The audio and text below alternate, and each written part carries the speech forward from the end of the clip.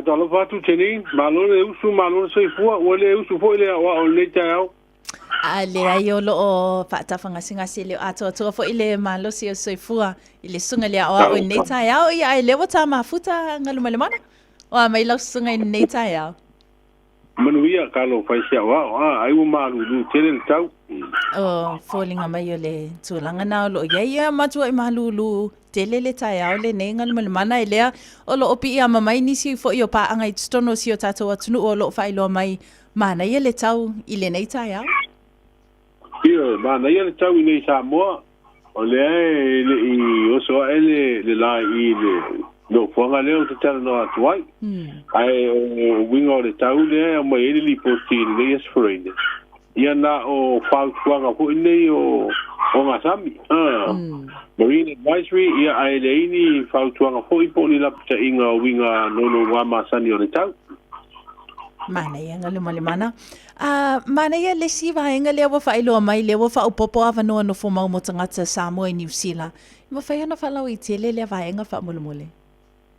Ia, wa si le fia foi o le na amata le faaupopo le numela lea I le afe se lau masani foi o talusanga O no bala le ua afe ono se lau 5 talusanga ia o mawhai ona tu ina atu mo le iloina foi pe manuia I le se I hoi nei o le no fo mau I New Zealand. Ia le tele au tausanga ia pe ansi na fia fuia o le I o mai le misela ma le COVID. Ele maua le afe se lau tangata e no ko mau I New Zealand. Wa le tele au isi tausanga I Italia. Ai o anu I le teimi hoi le o whaanga I oi ai.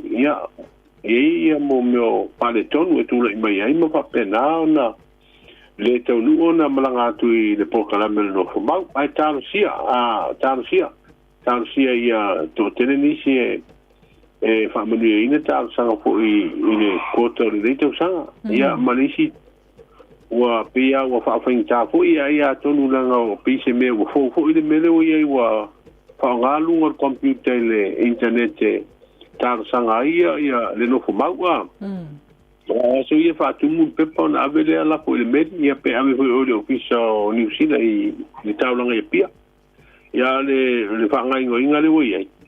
O le ufa nga ia le online e fatu mo le tausanga e ala le tele nei ai nga foi le tau mau atu ia o le anga I mo meo office malanga foi nei travel agencies na wala tu tausanga I nei se so ni foi fatu mo nga foi ala tu pe tausanga e fa nga ia le machine computer ia tonu e o so se mea foi ia fa pena pi foi nga ta foi o foi ia o foi nga ia no fatu mo nei me o le visa I no online te le ngasu o kana yesu ese fatu motu le va ia me se mo me ngana ko nei fa teknologi e tau le mala mai liste a tu langal na ta tu no ko mau pa popol di masela lima sfulu ia le wa fe no se lima sfulu ta si ia to tele ni se menu ia ta sanga mo tu nai e no foi ma fingar ngai ma no fa mai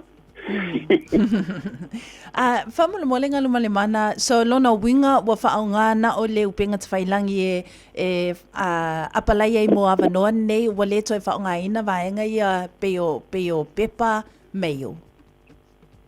Ia wa le toi whaia vaenga na le whaonga umana online. E kati mo ia tarusanga no fumau. Ia wa le to bai huila wa tumu I le official New Zealand wa masaniana e taimine wa tu mo nga ta huio a mai pepa ia malatu ho uma pepa mo to fa fo ia nga wa le official New Zealand ia male fu ia wa alu lo tanga te fa tumu na tar sanga ile online ia le to tini tanga to finga nga fa finga nga ine le official e fa nga yo va nga yo no fo ma yo no vinga wa se fe fu dan tupe Sa leila wa ia talusia ele avea fo ima se barrier po se vaenga e tauwhia ele whaongai na o avanoa nei. A whamole galumalemana lea olo o whaia pesu isu e ngai le mafo anga o le maliu lilo o le pangotau ko Lani Junior Lamb. Lea le tūlanga o lo tūla ima iei lea vaenga whamole.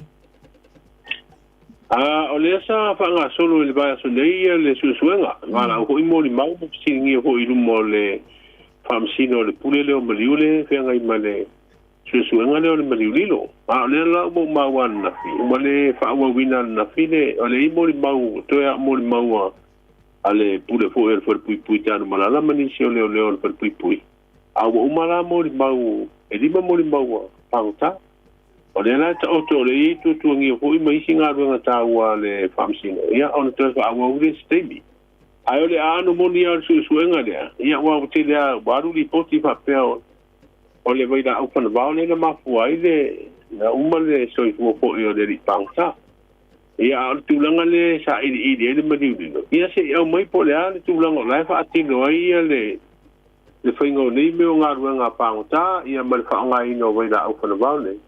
I le tūlanga hui pōsaunga le mu, ia au le lei hui le tūlanga le whaatino ino le au nanga e le waia le leo, le au no kusala e le pitola au hui a leo le whanpui pui. Ia wanga uma ia wa resi tū, le ua mai le li potia le komisina o sulfa inga, le na whaatonu ina le whaamsino. Ia ina i whautuanga na ia ina i whaale tonu fo i malate. E le sila ia le komisina sulfa inga mala na ngā ruenga na whai erisu lesu ang. I te tonu a whaatinonga o le waingo pāngota, mga ruenga pāngota i tonu a whalpui. A tonu la wanga umai pe amai a suesuanga le. Iona ta oto mai le o tāua hoi la i la uwawa ai e le suesuanga le mariurino le a mesi ai le tūlanga i meni o wai la au whanawau. Ia whata upo mai ai se ta i ala hoi nei e lima te ina ai le pūlanga hoi le whalpui le lumana.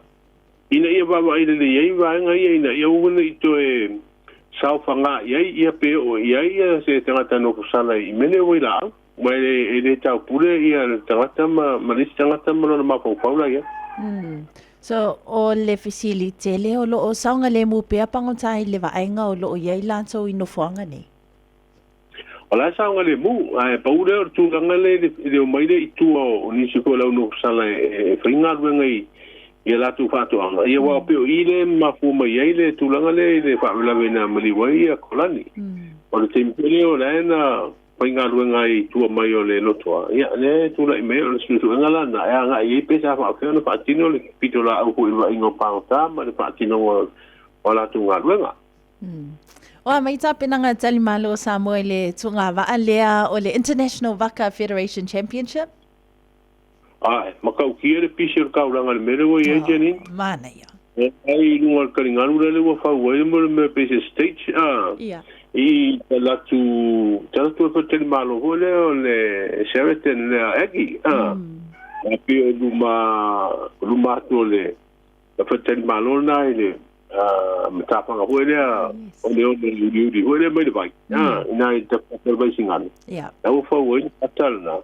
Ia whapena ko ona whamautu iai wa ai e whaongare tu unga le rono winga wa al baso le te roa amatai e pia baso a topa nga solo le tu unga le ia tarsi ia wa to tele ia whape o mai pe moane lua fe tanga te maranga mai i le whamoe moe lea tele tunu ule pe o presi o tenu Europa leo mai ai ia ma tunu hoi Pasifika wa pe o tu unga le wa le tunu ule o tahiti pe e malosi ai ia le fa pe o New Zealand le u mia le champagne temil nei a o tu langa na ile tenga malo ko tu nga va alo ia ta penanga na mo mo wina ko ta tu ta langa e pia o le ma mai le committee wa tu mu uma ia per tali malo na va ia so no le fa mo moeda mana ia o a mai ta penanga tato sui fo io le atang vai le ta mi sanga le